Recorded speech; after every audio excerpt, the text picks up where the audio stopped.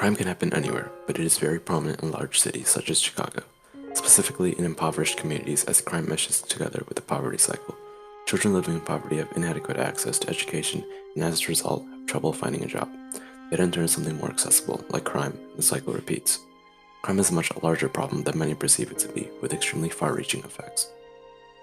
The 16 Shots podcast talks about a police officer, Jason Van Dyke, who murders 17-year-old African-American teen, Laquan McDonald. The story was covered up, and the department gave the media a different narrative, which was spread all over the news. Cops were forced to follow a code of silence where they couldn't say anything, otherwise they would be considered an enemy by their fellow cops. The administration supported the narrative, although they weren't happy about it, and the mayors stayed out of it completely. Jamie Calvin and William Calloway both worked to get the true story, and Calloway ended up suing for the dashcam footage which was released. On a brighter note, Gene Gang's firm saw that the relationship between police and community was deteriorating and proposed the plan Police, which turns police stations into community centers. In the past, there was a much more local system, and now with large districts and cars, it's difficult for cops to engage with communities they serve and or nearby schools. Gang talks with both the community and the police to see what each group wants, and although the plan is idealistic, it's also practical as they've begun adding things like basketball courts, which everyone can use. Sidewalks are meant to be safe, but in many communities they've become the opposite. Cities still believe that people want empty, quiet, and orderly, and because of this they build new cities with this idea in mind, and they rebuild parts of cities that have been unsafe in the past.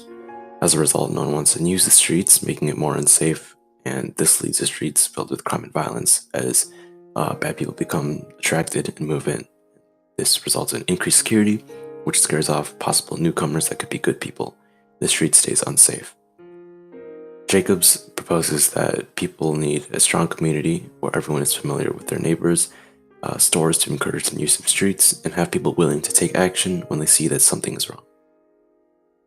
The interrupters seek to help youth involved with crime to leave it behind. The interrupters are usually ex-criminals that realize that what they've done in the past is wrong and try to help young people to stay away from violence. The interrupters that the documentary focused on were Amina Matthews, Eddie Bocanegra, and Kobe Williams. The youth that they helped grew up in communities full of crime, and that's all they knew growing up. While Amina and Kobe are focusing on individuals, Eddie is going to schools and helping the students express themselves to show them that there is more to life than just crime. Juvenile detention centers are also trying to do their part to get youth out of crime. Locking up young people only increases their chances of them returning to crime and not getting an education or a job. The result is cities beginning to arrest less youth and an increasing need for authorities to educate youth and acknowledge that there are learning, emotional, and substance issues.